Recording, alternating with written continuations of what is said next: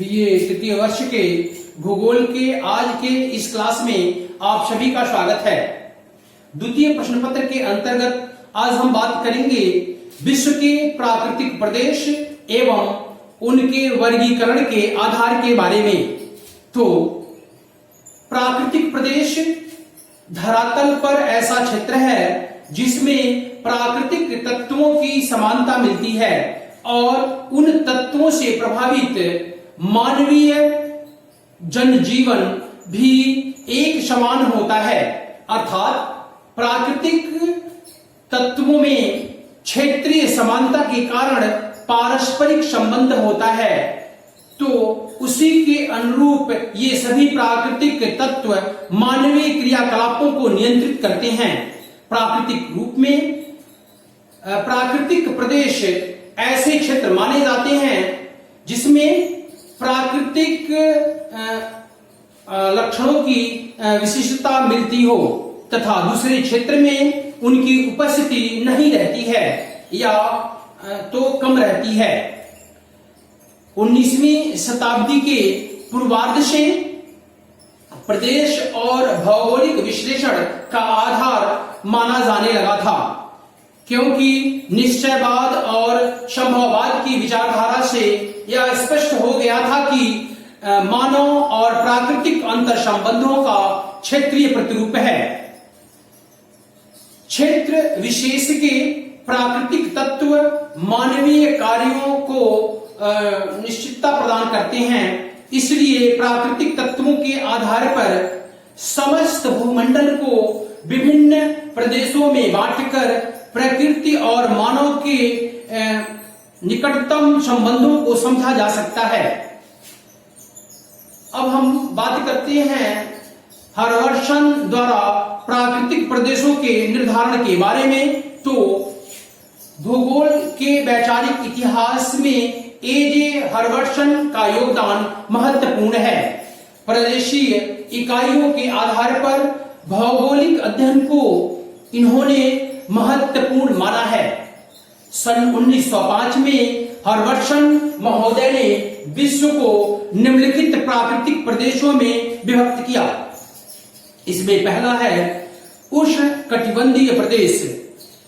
इस उष्णकटिबंधीय प्रदेश को इन्होंने कई उपभागों में विभाजित किया है, जिसमें पहला है भूमध्य रेखीय प्राकृतिक प्रदेश, दूसरा है भूमध्य रेखीय उच्च प्राकृतिक प्रदेश, तीसरा है भूमध्य रेखीय पठारी या इक्वेडोर तुल्य प्रदेश, चौथा है उष्णकटिबंधीय मानसूनी प्राकृतिक प्रदेश, पांचवा है उष्ण मरुस्थल अथवा सहारा तुल्य प्राकृतिक प्रदेश, छठवां है उष्णकटिबंधीय घास के मैदान या सूडान तुल्य प्राकृतिक प्रदेश। इनका दूसरा वर्गीकरण उष्ण शीतोष्ण कटिबंधीय प्रदेश है। इसको भी इन्होंने लगभग 4 उपविभागों में वर्गीकृत किया है। इसमें पहला है पश्चिमी सीमावर्ती या भूमध्य सागरीय प्रदेश, दूसरा है पूर्वी सीमावर्ती या चीन तुल्य प्रदेश, तीसरा है आंतरिक निम्न प्रदेश या स्टेपीय प्राकृतिक प्रदेश, चौथा है शीतोष्ण मरुस्थलीय प्रदेश। इनका जो तीसरा मुख्य वर्गीकरण है प्राकृतिक प्रदेश के वर्गीकरण का, वह शीतोष्ण कटिबंधीय प्रदेश का है।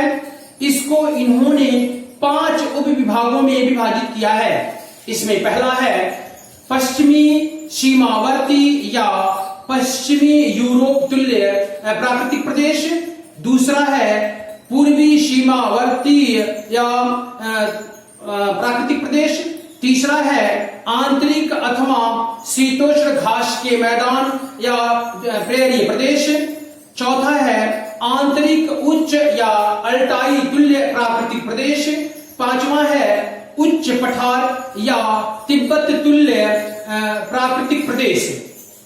इनका चौथा वर्गीकरण शीत कटिबंध या प्राकृतिक प्रदेश है। इसको इन्होंने 2 उपविभागों में वर्गीकृत किया है। इसमें पहला है साइबेरिया या टैगा तुल्य प्रदेश, दूसरा है ध्रुवीय निम्न अथवा टुंड्रा तुल्य प्राकृतिक प्रदेश। इनका जो पांचवा वर्गीकरण है प्राकृतिक प्रदेशों का, वह हिमाच्छादित प्राकृतिक प्रदेश है। अब हम बात करते हैं हर्षवर्धन द्वारा प्राकृतिक प्रदेशों के वर्गीकरण के आधार के बारे में। तो हर्षवर्धन द्वारा किए गए उपरोक्त प्राकृतिक प्रदेशों के वर्गीकरण से स्पष्ट होता है कि इन्होंने विश्व में तापमान के वितरण और वर्षा वितरण को प्राकृतिक प्रदेशों के विभाजन का आधार माना है।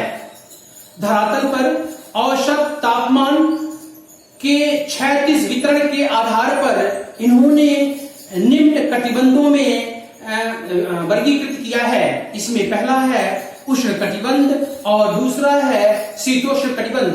शीतोष्ण कटिबंध को इन्होंने दो वर्गों में वर्गीकृत किया।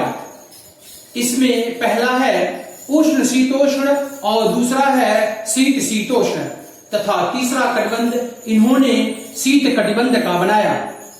सामान्य रूप से हर्षवर्धन महोदय द्वारा अपनाए गए आधार निम्न प्रकार से हैं।